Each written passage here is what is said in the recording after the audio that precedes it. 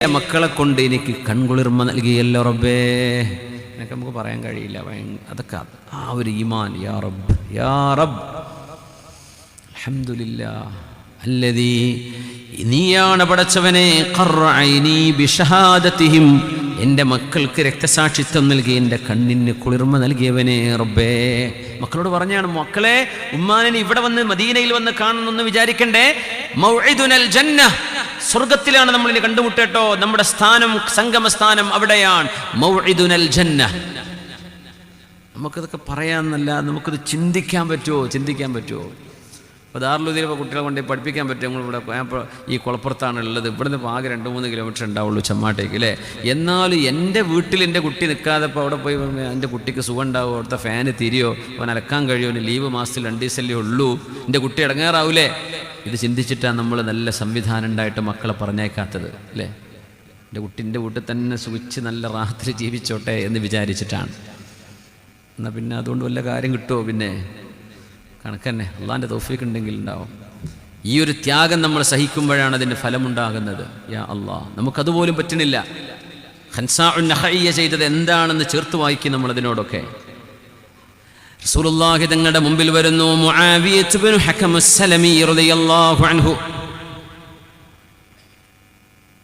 ദീർഘമായ ഹദീസാണ്. ഇമാം മുസ്ലിം റഹിമഹുല്ലാഹ് സ്വഹീഹിൽ ഉദ്ധരിച്ച ഹദീസാണിത്. മുആവിയത്ത് ഇബ്നു ഹകം അല്ലാഹുവിൻ്റെ റസൂലിനോട് വന്ന് പറയുന്നു, നബിയേ, കാനലി ജാരിയത്തുൻ തർആലി ഗനമൻ ഖിബല ഉഹദ്. ഉഹദിന്റെ ഭാഗത്ത് എൻ്റെ ആടുകളെ മേച്ച് നടന്നിരുന്ന ഒരു പെൺകുട്ടി, ഒരു അടിമപ്പെണ്ണ് എനിക്കുണ്ടായിരുന്നു നബിയേ. അങ്ങനെ ഒരു ദിവസം ഞാൻ ആ പെണ്ണിനെ, എൻ്റെ ആട്ടിൻപറ്റങ്ങളെ ശ്രദ്ധിക്കാൻ വേണ്ടി ഉഹദിന്റെ ഭാഗത്തേക്ക് ചെല്ലുമ്പോൾ എൻ്റെ ആടിൽ നിന്ന് ഒന്നിനെ കാണുന്നില്ല.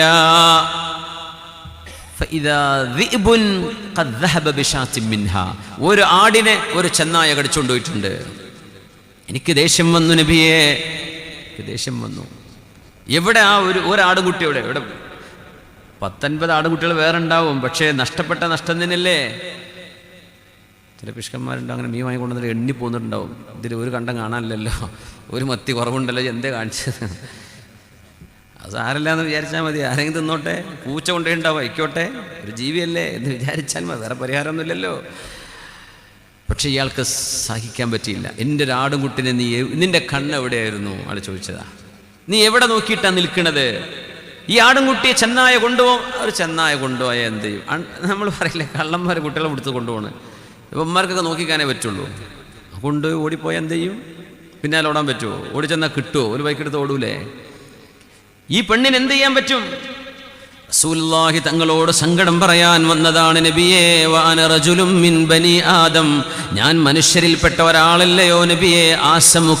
ആസഫുക മാ യസഫൂൻ, മനുഷ്യന്മാർക്ക് ദേഷ്യം പിടിക്കുന്ന സമയം എനിക്കും ദേഷ്യം പിടിക്കും നബിയേ. എനിക്കപ്പൊരു ദേഷ്യം വന്നു.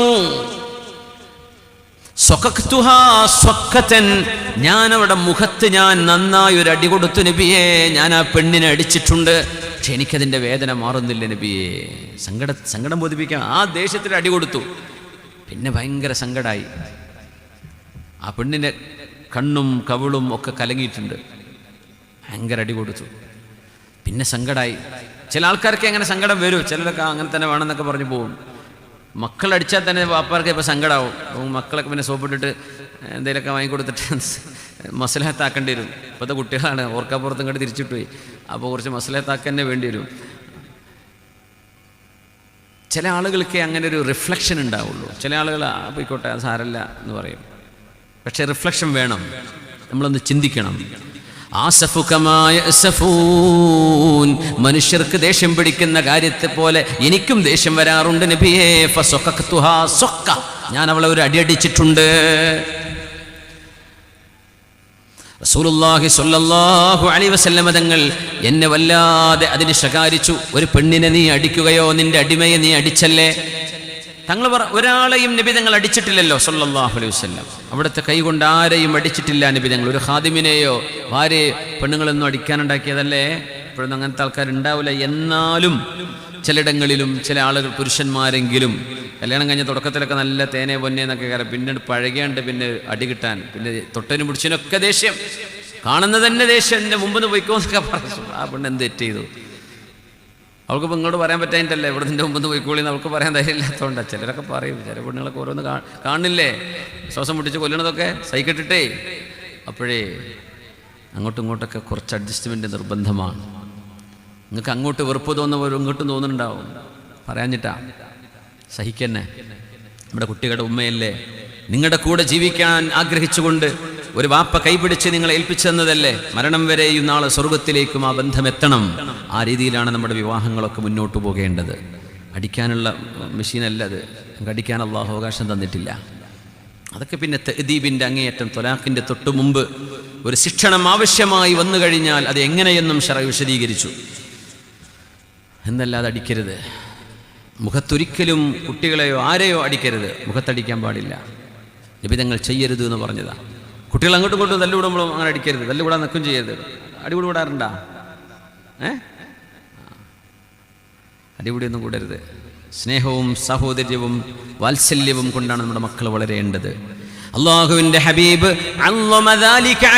എന്നെ വല്ലാതെ നിബിധങ്ങൾ ശകാരിച്ചു. എന്ത് പണിയാണ്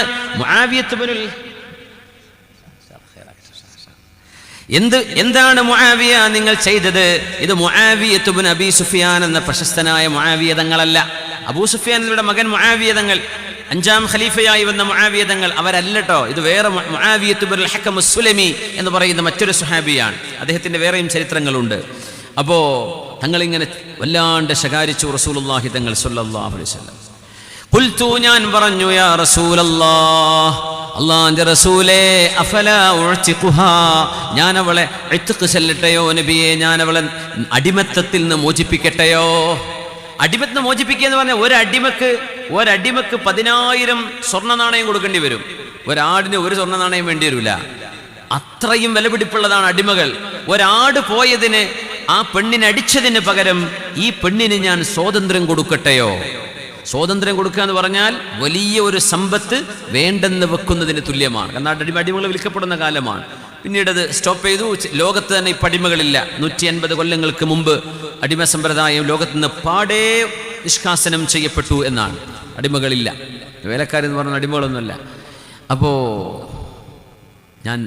ഞാൻ അവർക്ക് സ്വാതന്ത്ര്യം കൊടുക്കട്ടെയോ നബിയെ? റസൂലുള്ളാഹി തങ്ങളോട് ചോദിക്കുകയാണ്, ഫലാ ഉഅ്തിഖുഹാ, തങ്ങൾ പറഞ്ഞു, ഇച്നി ബിഹാ, ആ പെണ്ണിനെ ഇങ്ങോട്ട് കൊണ്ടുവാ മുആവിയത്ത് ഇബ്നുൽ ഹക്കമേ, എനിക്കവളോട് സംസാരിക്കണം. ആ പെണ്ണ് വന്നു. തങ്ങൾ ചോദിച്ചു, ഐനല്ലാഹ്, അല്ലാഹു എവിടെയാണ്? അല്ലാഹു ഉന്നതങ്ങളിലാണ്. ഫിസ്സമാ. മൻ അന, ഞാൻ ആരാണ്? അൻത റസൂലുള്ളാഹ്, ആ അല്ലാഹുവിന്റെ റസൂലാണ് നബിയെ അങ്ങ്.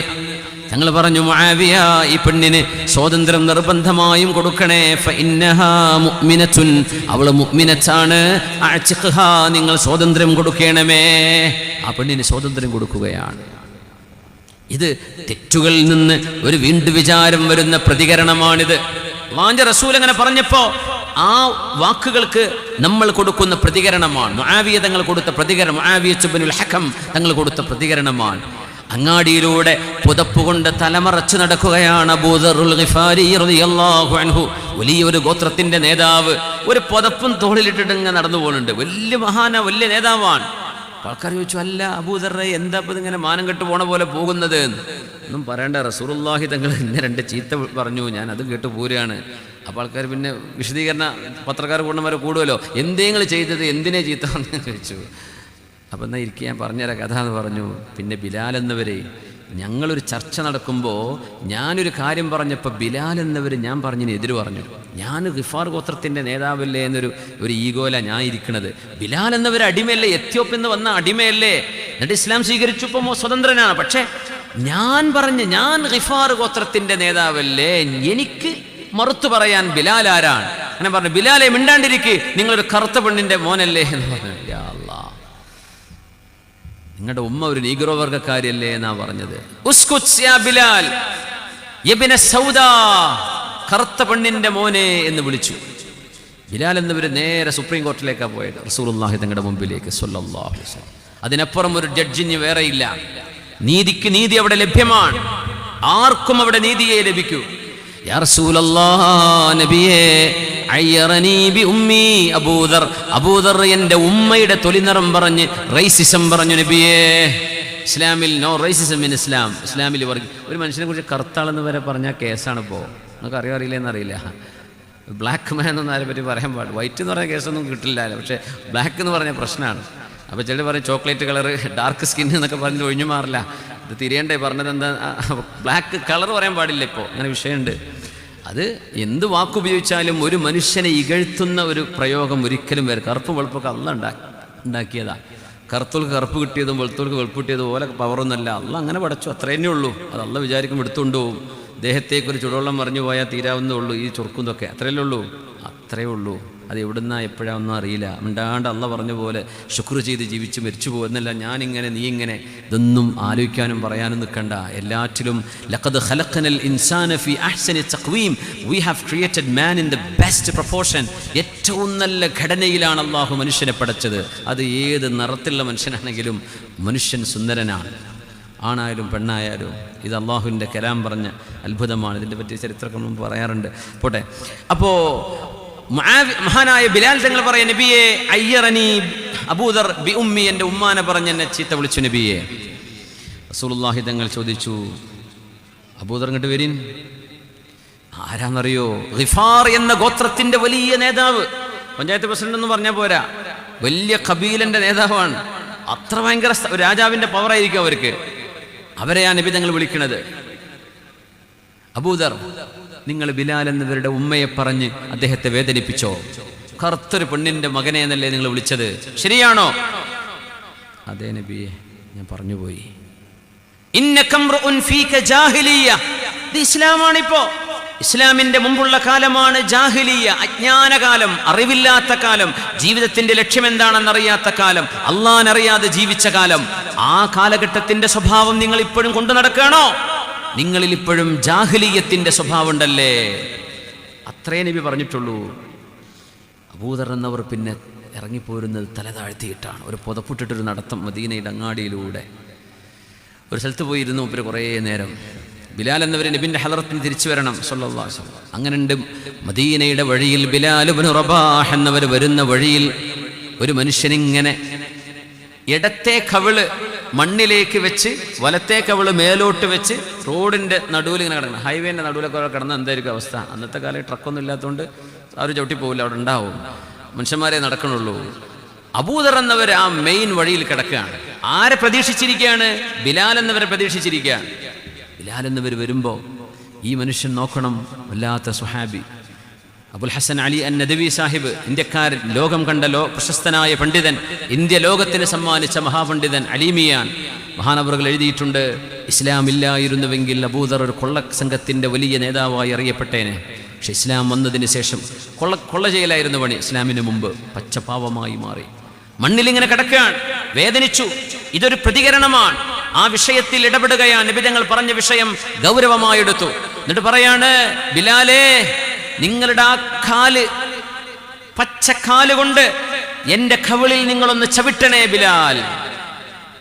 എന്തിന്? ഞാൻ ചെയ്യൂല. ബിലാലെ, നിങ്ങളുടെ കാല് കൊണ്ട് എന്റെ കവിളിൽ ചവിട്ടണേ. ലഅല്ലല്ലാഹ യഗ്ഫിറുലി, അല്ലാഹു എനിക്ക് പുറത്തു തന്നേക്കാം ബിലാലെ. ഞാൻ നിങ്ങളെ പറ്റി അങ്ങനെ പറയാൻ പാടില്ലായിരുന്നു. ഞാൻ പറഞ്ഞത് തെറ്റായിപ്പോയി. മുഅ്മിനെ, ആരെങ്കിലും ഇന്ന് ഈ വലിയ വലിയ ഡയലോഗ് കേട്ടിട്ട് ആരോടെങ്കിലും ക്ഷമാപണം ചെയ്യാറുണ്ടോ? ആരെങ്കിലും പറയാറുണ്ടോ ഐ എം സോറി, എനിക്ക് ഭയങ്കര സങ്കടമുണ്ട്, ഞാൻ ഖേദിക്കുന്നു? വല്ല കേസും കോടതിയൊക്കെ ഇടപെട്ടാൽ പിന്നെ ഖേദം വരും. അല്ലെങ്കിൽ മനുഷ്യന്മാരോട് പറയാറുണ്ട്. നമ്മുടെ നാട്ടിലൊക്കെ എന്തൊക്കെ പ്രശ്നങ്ങൾ, എത്രയൊക്കെ ഗ്രൂപ്പ് ഉണ്ടാവും, വാട്സപ്പ് ഗ്രൂപ്പ്. ഗ്രൂപ്പിൽ നിന്ന് എടുക്കലും പുറത്താക്കലൊക്കെ ഭയങ്കര വിഷയമാണ്. അപ്പോൾ ഗ്രൂപ്പിൽ നിന്ന് പുറത്താക്കി എന്ന് പറഞ്ഞാൽ നാട് കടത്തിയ പോലെ. അപ്പോൾ ഇതിലൊക്കെ പല പ്രശ്നങ്ങളും വരും. പല ആളുകളും പലതും വിളിച്ചു പറയും, പല ആളുകൾക്ക് വേദന ഉണ്ടാക്കും. ആ സമയത്ത് എനിക്ക് പറ്റിപ്പോയിട്ടോ ക്ഷമിക്കണേ, എല്ലാവരോടും ഞാൻ മാപ്പ് പറയാൻ. ഇത് പറയുന്നത് ഒരു നല്ല മനുഷ്യന്റെ സ്വഭാവമാണ്. അല്ലാത്ത മിണ്ടാണ്ട് നടക്കും. ഞാൻ പറയില്ല, ഞാൻ വലിയ ആളല്ലേ. അള്ളാഹു അങ്ങനെ കിബറുള്ള ആളുകൾ, അഹങ്കാരികളെ ഖിയാമത്ത് നാളിൽ പൊടികളായിട്ടാണ് കൊണ്ടുവരിക. ജനങ്ങൾ അവരെ ചവിട്ടിയിട്ടാണ് ഖിയാമത്തിൽ നടക്കുക. അവരിങ്ങനെ പൊടിയായിട്ടാണ് ഉണ്ടാവുക എന്ന് പുണ്യ നബി സല്ലല്ലാഹു അലൈഹി വസല്ലം. അഹങ്കാരികളായ മനുഷ്യന്മാർ. മഹാനായ അബൂദർ തങ്ങൾ അവിടെ കിടന്നിട്ട് പറയുന്നു, ബിലാലെ, നിങ്ങളുടെ കാലുകൊണ്ട് എന്റെ കവിളത്ത് ചവിട്ടണേ.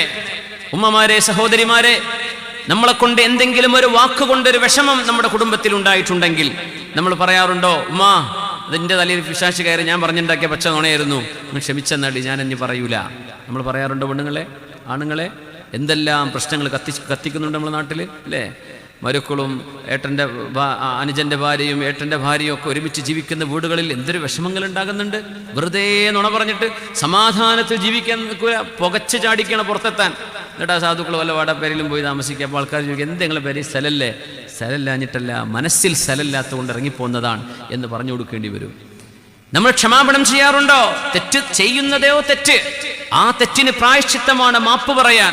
അബൂദർ റളിയല്ലാഹു അൻഹുവിനെ എന്തിനങ്ങനെ ചോദിക്കേണ്ട കാര്യം? മഹാൻ അവിടെ കിടന്നിട്ട് പറയാണ്, ബിലാലെ, നിങ്ങളുടെ ഈ കാലുകൊണ്ട് എന്റെ വലത്തെ കവിളിൽ ഒന്ന് ചവിട്ടണേ, ചവിട്ടിപ്പിടിക്കിൻ, എന്റെ ഖൽബിൽ അഹങ്കാരം ഒന്ന് പോകാനാ. ഞാൻ വലിയ ആളാന്ന് എനിക്ക് തോന്നിപ്പോയിരുന്നു ബിലാലെ, എനിക്ക് മാപ്പ് തരി നിങ്ങൾ. ബിലാൽ തങ്ങൾ പറയുന്നു, അബൂദർ, കൈഫ അത്ഉ അലാ ഖദ്ദിൻ ത്വലമാ സജദ ലില്ലാഹ്. അല്ലാഹുവിന് സുജൂദ് ചെയ്ത മുഖമല്ലേ നിങ്ങളുടെ മുഖം? എത്ര നിസ്കാരം നിങ്ങൾ അല്ലാഹുവിന് വേണ്ടി സുജൂദ് ചെയ്തിട്ടുണ്ട്. ആ ഒരു മുഖത്ത് ഞാൻ എൻ്റെ കാലുകൊണ്ട് ചവിട്ടില്ല അബൂദർറേ, നിങ്ങൾക്ക് ഞാൻ മാപ്പ് തന്നു. ഫഅൻത അഖീ ഫില്ലാഹ്, നിങ്ങൾ എൻ്റെ സഹോദരനാണ്, എഴുന്നേൽക്കിനെന്ന് പറഞ്ഞ് അബൂദർ റളിയല്ലാഹു അൻഹുവിനെ എഴുന്നേൽപ്പിച്ച് കെട്ടിപ്പിടിച്ച് കരഞ്ഞുകൊണ്ട് ആ പിണക്കം അവസാനിപ്പിച്ചു. ബിലാൽ ഇബ്നു റബാഹ് റളിയല്ലാഹു അൻഹു മാപ്പ് ചോദിച്ചതാണ്. ചവിട്ടാൻ പറഞ്ഞു, ഞാൻ ചവിട്ടൂല, നിങ്ങളുടെ മുഖത്ത് ഞാൻ ചവിട്ടേ. എന്റെ കാലുകൊണ്ട് ചവിട്ടാൻ പറ്റുന്ന മുഖമാണോ നിങ്ങളുടെ മുഖം? എത്ര പവിത്രമാണ്, അല്ലാഹുക്ക് സുജൂദ് ചെയ്ത മുഖമല്ലേ? ലത്വാലമാ സജദ ലില്ലാഹ്, അല്ലാഹുക്ക് സുജൂദ് ചെയ്ത മുഖമല്ലേ ഇത്? ഞാനിവിടെ ചവിട്ടൂല. ഇന്ന് ചവിട്ടിത്തേക്കാൻ അവസരം ഉണ്ടെങ്കിൽ ചവിട്ടിത്തേക്കാണ്, ചവിട്ടൂല എന്ന് പറയാം. പ്രതികരിക്കുന്ന നമ്മൾ തിന്മകളെ നന്മ കൊണ്ടാണ് നേരിടേണ്ടത്. തിന്മകളെ തിന്മ കൊണ്ട് നേരിടുക എന്ന് പറഞ്ഞാൽ അതൊരു ഒരു ചാമ്പ്യൻഷിപ്പ് അല്ല, അത് വലിയ കാര്യമല്ല. അത് പൂച്ചകളൊക്കെ അങ്ങനെ തന്നെ, അവരടിച്ചു നോക്കി ഇങ്ങോട്ട് മാന്താൻ വരും. നല്ല നിൽക്കുന്ന നോക്കി അവർ നമ്മളെ വിട്ട് ചുറ്റിപ്പറ്റി ഇങ്ങനെ കടിക്കും. എന്നാൽ അവരൊന്ന് അടി കൊടുത്ത് നോക്കിയൊരു പൂച്ചനെ വിവരറിയും, ചാടൂല്ലേ അദ്ദേഹത്തേക്ക്.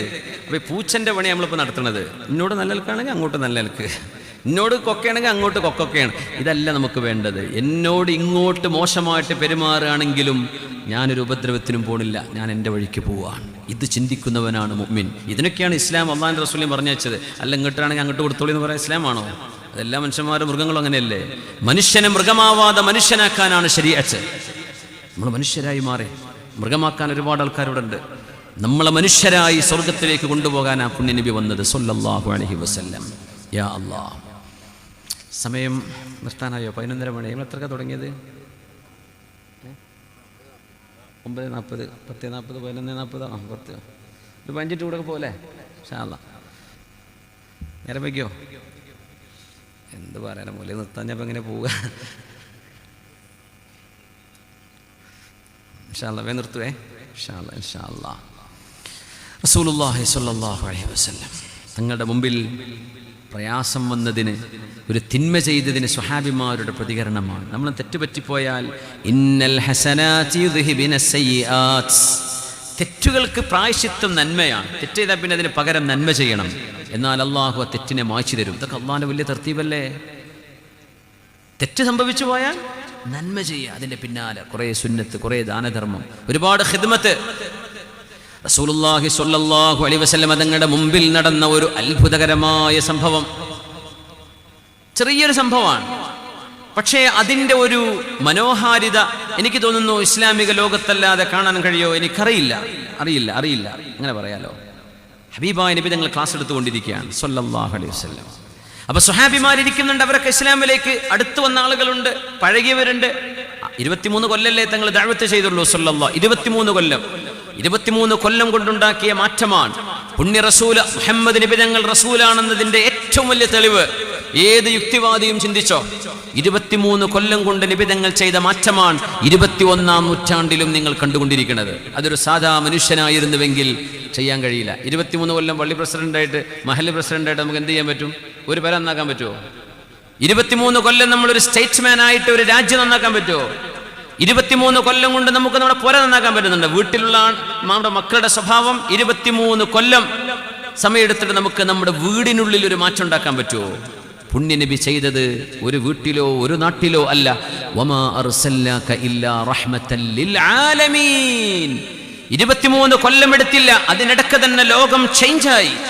ആ മാറ്റമാണ് തലമുറകൾ ഇപ്പുറത്തേക്ക് ആരൊക്കെ എന്തൊക്കെ ശകാരിച്ചു കൂവിയാലും ആ കൂവലുകളൊക്കെ കെട്ടടങ്ങുകയും ഇസ്ലാം പ്രോജ്വലിക്കുകയും ചെയ്യുന്ന കാഴ്ചയാണ് ചരിത്രം ഇതുവരെ കണ്ടത്. ഇനി കാണാനിരിക്കുന്നു അത് തന്നെയാണ്. കുറെ ആൾക്കാർ ഇങ്ങനെ കൂവാൻ വന്നിട്ടുണ്ട്.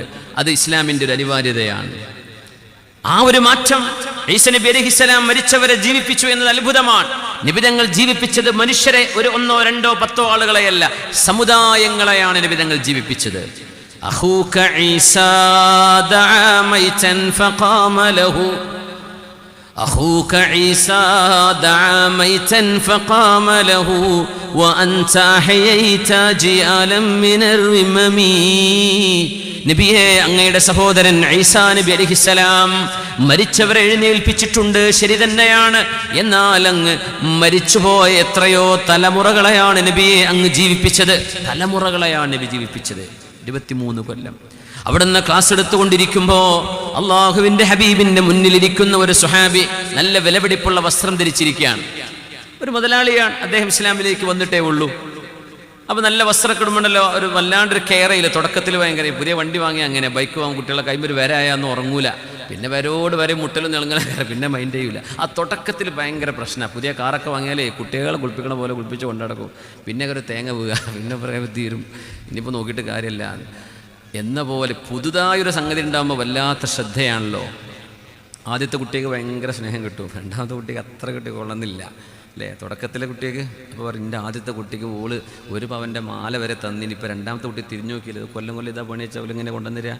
അപ്പോൾ അതിന് ആദ്യത്തിൻ്റെ അതൃപ്പത്തിന് ചെയ്യും, ശരി തന്നെയാണ്, പിന്നെ അതങ്ങ് ശീലം സ്വാഭാവികം. എന്നാലും അങ്ങനെയൊന്നും വിചാരിക്കല്ലേ. പക്ഷേ തുടക്കത്തിലുള്ള ഒരു പ്രശ്നമുണ്ടല്ലോ, അതന്നെ അങ്ങ് മനസ്സിലായല്ലോ. ഈ സ്വഹാബി നല്ലൊരു കുപ്പായിട്ട് വന്നിരിക്കുകയാണ്, അദ്ദേഹം മുതലാളിയാണ്. അപ്പോൾ നല്ല കുപ്പായ ആദ്യമായിട്ടിടുമ്പോൾ അതുമ്പോൾ പെണ്ണോണ്ട് വരച്ചാലൊക്കെ നമ്മൾ കുട്ടിക്ക് ഭയങ്കര സങ്കടം ഉണ്ടാവില്ലേ കുട്ടികളെ അല്ലേ, പുതിയൊരു കുപ്പായത്തിലൊക്കെ ആരെങ്കിലും വരച്ചാൽ. അപ്പം അദ്ദേഹം ഇങ്ങനെ ഇരിക്കുമ്പോൾ ഒരു പാവമായ സ്വഹാബി സദസ്സിലേക്ക് കയറി വന്നു. ഈ മുതലാളിൻ്റെ അടുത്ത് കുറച്ച് സ്ഥലം ഒഴിവുണ്ട്, അവിടെ വന്നിരുന്നു.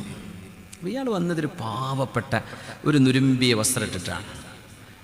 അപ്പോൾ സ്വാഭാവികമായൊരു മുതലാളിമാർക്ക് അങ്ങനെ ഒരു മിസ്കിമാരുടെ അടുത്ത് ഇരിക്കുമ്പോഴൊക്കെ ചെറിയൊരു ഇതൊക്കെ തോന്നലൊക്കെ വരാം. അപ്പം എന്ത് ചെയ്യും, അങ്ങനെയുണ്ടല്ലോ പൈസക്കാരൊക്കെ ആകുമ്പോൾ പിന്നെ നമ്മൾ കുഴപ്പത്തൊന്നും നിൽക്കൂല, ഒരു ചങ്ങായിമാരെ കിട്ടാൻ കോഴിക്കോട്ടൊക്കെ കയറി പോവുക. ഇവിടെ ചങ്ങായിമാരില്ലാഞ്ഞിട്ടല്ല, നമുക്ക് പറ്റിയ ആൾക്കാർ ഇവിടെ അല്ല, അതിന് കൊച്ചിക്കൊക്കെ പോകേണ്ടി വരും, അല്ലെങ്കിൽ കോഴിക്കോട്ട് പോകേണ്ടി വരും. അപ്പോൾ ചായ എടുക്കാനൊക്കെ അങ്ങോട്ടാണ് പോവുക, അവിടെ ജമ്മാട്ടൊക്കെ പോയാൽ കിട്ടാവുന്ന സംഗതികൾ കുഴപ്പത്തും കിട്ടും. പക്ഷേ ലെവൽ മാറുമ്പോൾ അങ്ങനെയാണല്ലോ. ഈ സ്വഹാബി എന്ത് ചെയ്തു എന്നറിയോ, തങ്ങളിത് വീക്ഷിച്ചു എന്നതാണ് അത്ഭുതം. ഈ സ്വഹാബി വന്നിരുന്നപ്പോഴേ കുപ്പായം കെട്ട് കൂട്ടിപ്പിടിച്ചു. ഇത് ചവിട്ടി പോകണ്ടെന്ന് വിചാരിച്ചു, പുതിയതല്ലേ. ഒരു മിസ്കീനാണ് വന്നിരിക്കുന്നത്, ഒരു മുതലാളിയാണ്, ഒന്നുമല്ല അദ്ദേഹം ചെയ്തത്. കുപ്പായം ഇങ്ങനെ ഒന്ന് ചേർത്ത് പിടിച്ചു, ഇയാൾ അതിന് ചവിട്ടണ്ടെന്ന് വിചാരിച്ചിട്ട്. നിബിധങ്ങൾ ക്ലാസ് കഴിഞ്ഞപ്പോൾ ചോദിച്ചു മുതലാളിയോട്, എന്തേ നിങ്ങളങ്ങനെ ചെയ്തത്? നിങ്ങൾ വിചാരിച്ചോ അയാളുടെ ദാരിദ്ര്യം, അയാൾ തൊട്ടുരുമ്മി നിന്നാൽ അയാളുടെ ദാരിദ്ര്യം നിങ്ങൾക്ക് ഇങ്ങോട്ട് വരുന്നും നിങ്ങളുടെ പൈസ അയാൾക്കങ്ങോട്ട് പോകുന്നും പേടിച്ചോ? അതാണോ നിങ്ങൾ അയാൾ ഇന്ന് വിട്ടു നിൽക്കാൻ കാരണം? സുബ്ഹാനക യാ റബ്ബ്. ഇതാണ് പുണ്യ റസൂൽ സ്വല്ലല്ലാഹു അലൈഹി വസല്ലം. ഹബീബിനത് കണ്ടില്ല എന്ന് വിചാരിച്ചാൽ മതി, പക്ഷെ നബി ഇടപെട്ടു. നിങ്ങൾ അങ്ങനെ വിചാരിച്ചോ? ഒരു പാവപ്പെട്ട ആൾ അടുത്ത് വന്നിരിക്കുമ്പോഴേ നിങ്ങളുടെ മുതലാളിത്തെ നിങ്ങളുടെ പൈസയൊക്കെ അയാൾക്കാണ് പോകും, ഒപ്പം ഇരുന്നാൽ അയാളുടെ ദാരിദ്ര്യം നിങ്ങൾക്ക് കിട്ടും, അതാണോ നിങ്ങളിങ്ങനെ ചെയ്യാൻ കാരണം? ലാ യാ റസൂലല്ലാഹ്, ഇല്ല നബിയെ, ഞാൻ അങ്ങനെയൊന്നും ആലോചിച്ചില്ല നബിയെ സ്വല്ലല്ലാഹു അലൈഹി വസല്ലം.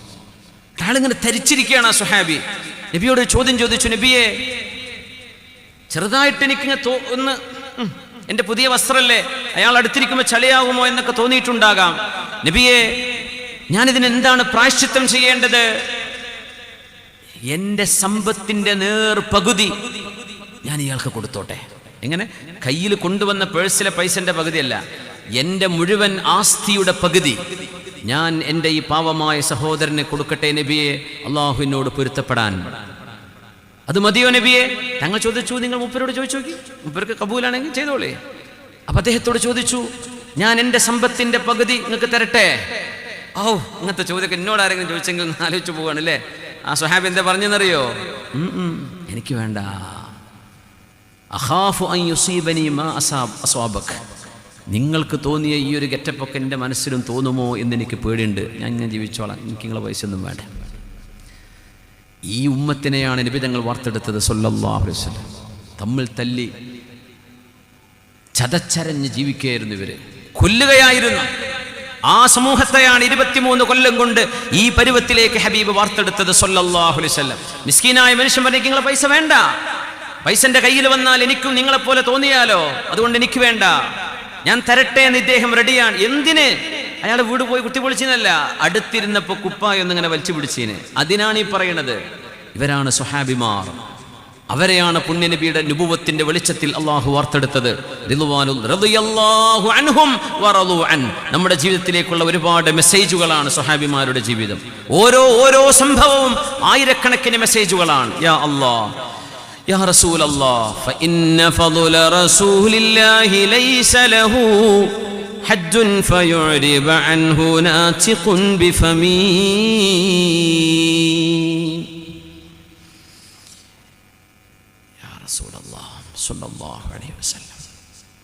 ഹബീബായ നബിയുടെ കൂടെ യുദ്ധം ചെയ്ത് ഷഹീദായ ഒരു സ്വഹാബി, ആ സ്വഹാബി വഫാത്തായി കിടക്കുമ്പോ സ്വഹാബിമാര് മുഴുവൻ വന്ന് മുഖത്ത് നോക്കി പറഞ്ഞു, ഹനീ അല്ലഹു അൽ ജന്ന, ഹനീ അല്ലഹു അൽ ജന്ന.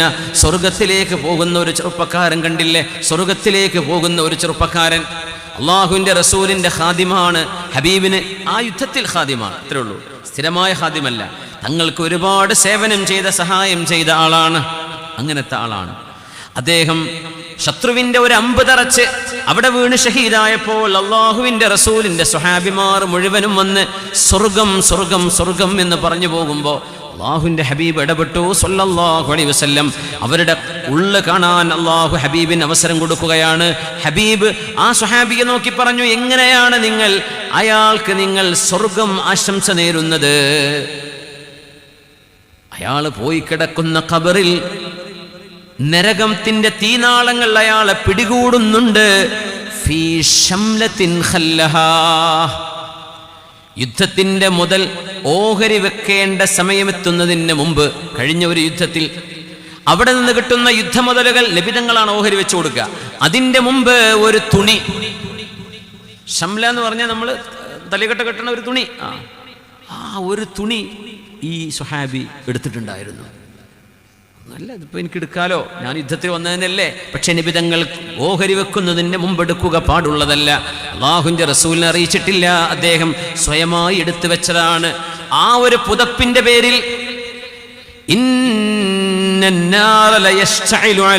നരകത്തിന്റെ തീനാളങ്ങൾ അയാളെ പിടികൂടുന്നുണ്ട്. അള്ളാഹു പുറത്തു കൊടുത്താലല്ലാതെ രക്ഷ കിട്ടൂല എന്ന് നിബിതങ്ങൾ പറഞ്ഞപ്പോഴ് സ്വഹാബിമാര് വരാൻ തുടങ്ങി. നബിയെ, ഞാനൊരു ചെരുപ്പ് എടുത്തിട്ടുണ്ടായിരുന്നു, ശത്രുക്കൾ ഇട്ടേച്ചു പോകുന്ന ചെരുപ്പ്. നബിയെ, എനിക്ക് ചെരുപ്പിന്റെ വാറ് കിട്ടിയിരുന്നു. അതോ? തങ്ങൾ പറഞ്ഞു, ഒരു വാറാണെങ്കിൽ ശിറാഖും മിന്നാർ, അത് നരകത്തിന്റെ വാറാണ്, നരകത്തിൻ്റെതാണ്. ചെരുപ്പാണെങ്കിൽ നരകത്തിന്റെ ചെരുപ്പാണത്. നിങ്ങൾ എങ്ങനെ എടുക്കുന്നത്? മോഷണമല്ലേ? ഈ ഉമ്മത്തിന്റെ പൊതുവായ ഗനീമത്ത് ഓഹരി വെക്കുന്നതിന് മുമ്പ് എങ്ങനെയാണ് നിങ്ങൾ അത് എടുക്കുന്നത്? അത് മോഷണമാണത്, തീയാണ്. നിങ്ങൾ എടുക്കുന്നത് തീയാണെന്ന് മഹാനായ റസൂലുള്ളാഹി തങ്ങൾ പറഞ്ഞപ്പോൾ ഓരോരുത്തരും കൊണ്ടുവരാൻ തുടങ്ങി. അവർ അത്ര വിചാരിച്ചുള്ളൂ, ചെരുപ്പിന്റെ വാറ് എന്നൊക്കെ പറഞ്ഞാൽ എന്താ? നമ്മൾ എടുക്കും ഇപ്പോഴത്തെ കാലത്ത് ചെരുപ്പിന്റെ വാറ്. എല്ലാം തിരിച്ചു കൊണ്ടുവരാൻ പേടിച്ചു പോയി. അല്ലാഹ്, നമ്മുടെ മസ്ജിദുകൾ, നമ്മുടെ മദ്രസകൾ, കമ്മിറ്റി ഭാരവാഹികളാവാൻ മുന്നോട്ട് മത്സരിക്കാൻ വരുന്ന ആളുകൾ എനിക്കാവണം എന്ന മനസ്സുകൊണ്ട് കൊതിക്കുന്നവരെന്ന് ഓർക്കണേ, ഇതൊരു വലിയ ഉത്തരവാദിത്വമാണ്. ഒരു ഫിൽസ് നിങ്ങൾക്കത് നഷ്ടപ്പെടുത്തിയാൽ അള്ളാഹുവിനോട് മറുപടി പറയേണ്ടി വരും. അള്ളാഹിനോട് മറുപടി പറയേണ്ടി വരും. ഞാൻ അറിഞ്ഞില്ല എന്ന് പോലും പറയാൻ പറ്റില്ല. അതിൻ്റെ കോൺട്രാക്ട് കൊടുക്കുമ്പോൾ 10 ലക്ഷത്തിന് ഒരാൾ റെഡിയാണ്, ഒരാൾ 8 ലക്ഷത്തിന് റെഡിയായിരുന്നു. ആ ഒരു കൊട്ടേഷൻ പോലും നോക്കാതെയാണ് സ്വന്തം കുടുംബക്കാരന് ഏൽപ്പിച്ചു കൊടുത്തത്. അള്ളാഹിൻ്റെ മുമ്പിൽ ചോദ്യത്തിന് മറുപടി പറയേണ്ടി വരും. മസ്ജിദിൻ്റെ ഒരു ഫിൽസ് പോലും ഈ ഉമ്മത്തിന് ഉപകാരപ്പെടുന്നതല്ലാതെ ഒരിക്കലും നഷ്ടപ്പെടുത്താൻ പാടില്ല. ഇത് വലിയ ഉത്തരവാദിത്തമാണ്. എങ്ങനെ ഞാൻ പ്രസിഡന്റാന്നൊക്കെ പറഞ്ഞിരിക്കാൻ നല്ല സുഖം ഉണ്ടാവും. പക്ഷേ ഹസ്റത്തുൻ വനദാമത്തുൻ യൗമൽ ഖിയാമ, അന്ത്യനാളിൽ ഇത് സങ്കടത്തിന് കാരണമാണ്. ബാപ്പുട്ടി ഹാജി അറിയില്ലേ, ഡോക്ടർ ഉള്ളാട്ട് ബാപ്പുട്ടി ഹാജി, ദാറുൽ ഹുദയുടെ സ്ഥാപകൻ, ഞങ്ങളുടെയൊക്കെ വന്യ പിതാവ് എന്ന് ഞങ്ങൾ സ്നേഹിക്കുന്ന മഹാനവറുകൾ, അള്ളാഹുവർക്ക് സ്വർഗം നൽകട്ടെ, ആമീൻ യാ റബ്ബ്. ദാറുൽ ഹുദയുടെ മുറ്റത്ത് പഴയ മാനിപ്പാടത്തിൻ്റെ ദാറുൽ ഹുദയുടെ പഴയ കെട്ടിടം, അന്ന് മേലത്തെ ഗ്രൗണ്ട് ഫ്ലോറേ ഉള്ളൂ, മേലൊക്കെ എടുത്തിട്ടില്ല. ഇവിടെ പഴമക്കാർക്കൊക്കെ അറിയാലോ. അന്ന് ഞങ്ങൾ വൈകുന്നേരം അസംസ്കാരം കഴിഞ്ഞ് മഗ്രിബ് വരെ കളിക്കാനും പിന്നെ വസ്ത്രം അലക്കാനൊക്കെ ഉള്ള സമയമാണ്. ആ മുറ്റത്ത് കളിക്കുമ്പോൾ ആചാര്യ ഞങ്ങൾ വിളിച്ചുകൂട്ടി. ഇപ്പോൾ അവിടെ ഒരു പള്ളിൻ്റെ ഭാഗത്ത് നിൽക്കുന്ന ആ സ്ഥലത്താണ് ആചാര്യ നിൽക്കുന്നത്. കുട്ടികൾ ഇങ്ങോട്ട് വരിയെന്ന് പറഞ്ഞു. ഞങ്ങൾ കളിയൊക്കെ നിർത്തി ചെന്നു. ഞങ്ങൾ ചെറിയ ചെറിയ ക്ലാസ്സിലാണ്, 1ാം ക്ലാസ്സിലോ 2ിലൊക്കെയാണ്, 2ിലോ 3ിലോ തോന്നുന്നു.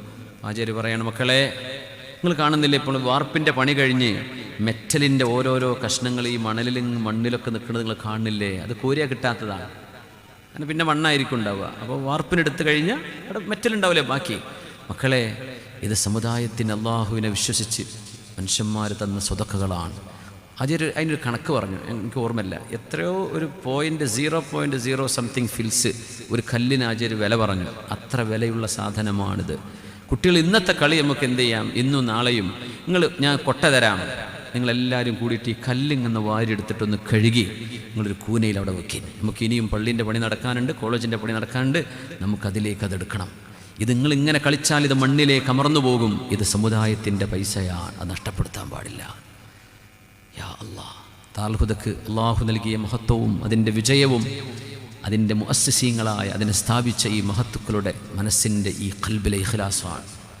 അങ്ങനെയൊക്കെ ഒരു മനുഷ്യൻ ചിന്തിക്കേണ്ട കാര്യമുണ്ടോ? അത് അടുത്ത ലോഡ് അടിച്ചാൽ പോരെ, പൈസ ഉണ്ടല്ലോ എന്നല്ലേ പറയാ. ആ കല്ല് പെറുക്കിയെടുപ്പിച്ചു ഞങ്ങളെ കൊണ്ട്. മഹാനവറുകൾ ചെയ്ത ത്യാഗം. ഒരു സ്ഥിരം കട്ടൻ ചായ കുടിക്കും, ബാബുട്ടിയാജിനെ പറ്റി അറിയുന്നവർക്ക് അറിയാം. ഇവർ വലിക്കും ചെയ്യും, കട്ടൻ ചായ സ്ഥിരം വരിക്കോളം. മഹാനവർക്ക് അതൊരു പ്രശ്നം ഉണ്ടായിട്ടില്ല, ബഹുമാനപ്പെട്ടവർക്കൊരു ബുദ്ധിമുട്ടുണ്ടായില്ല. പക്ഷെ ദാൽഹുദയിൽ വന്നൊരു കട്ടൻ ചായ കുടിക്കുമ്പോൾ ആചാര്യ മുമ്പ് തന്നെ ഒരു പെട്ടിന് ഞാൻ കണ്ണുകൊണ്ട് ഇപ്പോഴും കാണുന്നുണ്ട്. ആ ചായക്കുള്ള പൈസ അപ്പോൾ അന്നത്തെ എത്രയാണ്, ₹1 2 ആചാര്യ ഇട്ടിട്ട് അവിടെ നിന്ന് എഴുന്നേൽക്കും. എന്നിട്ട് പറയും, ഇവിടെയുള്ള ചായ